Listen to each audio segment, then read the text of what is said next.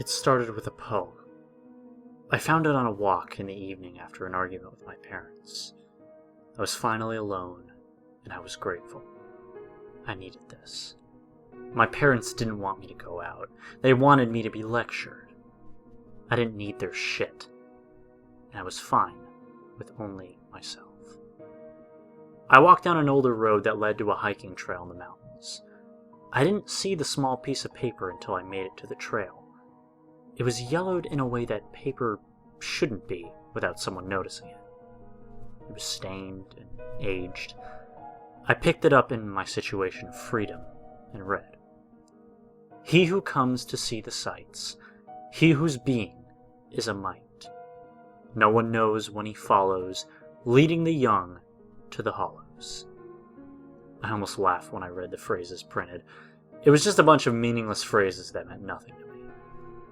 1 month later, I was out again, this time much later, that night. It had become a routine for me.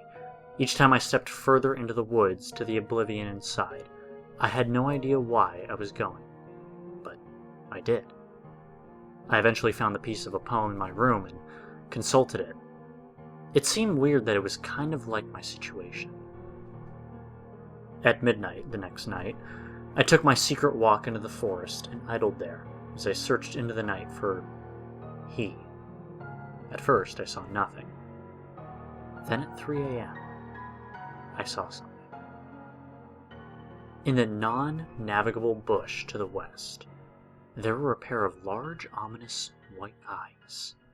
I wasn't sure if they glowed or were reflecting light, but it was certain that they lit the silhouette of the figure that they belonged to.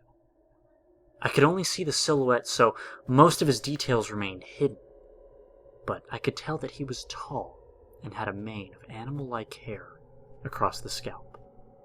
But this figure was human, or at least humanoid.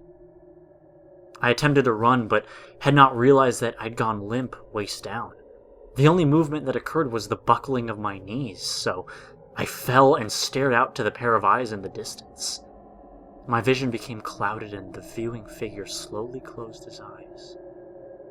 As soon as his eyelids shut, the forest was shrouded in darkness, and I could barely see my own hands.